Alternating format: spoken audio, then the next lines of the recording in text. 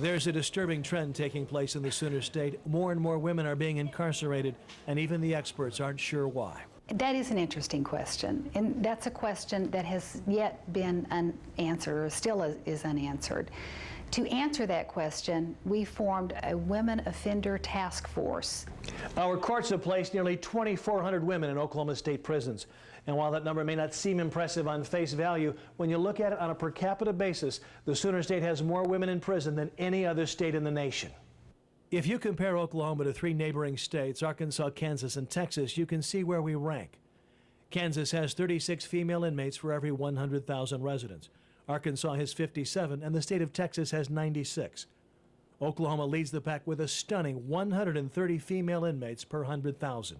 All these statistics lead to the same question: why Oklahoma? While the experts may not know why, they do see a pattern. Howard Ray runs the Turley Women's Facility.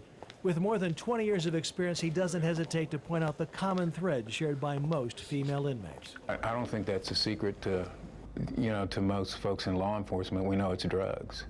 It's if it's not directly, the individual's not directly involved in drugs, they committed a crime to get money for drugs.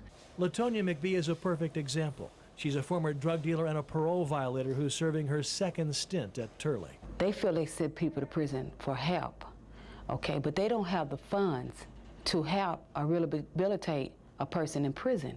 According to the inmates, that lack of funds leads to a lack of help, which leads most of them right back to prison. They have AA, they have NA, they have substance abuse, but that's an hour. And that's an hour a week, or once a week. So that's really not helping your crime. That's not helping you. Drug abuse is just a symptom of underlying cause.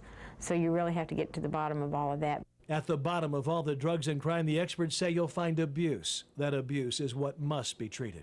I hope that our community can come to understand we must intervene here. We must address the underlying problems that cause these women to offend in order to eradicate it so that our community will be safer.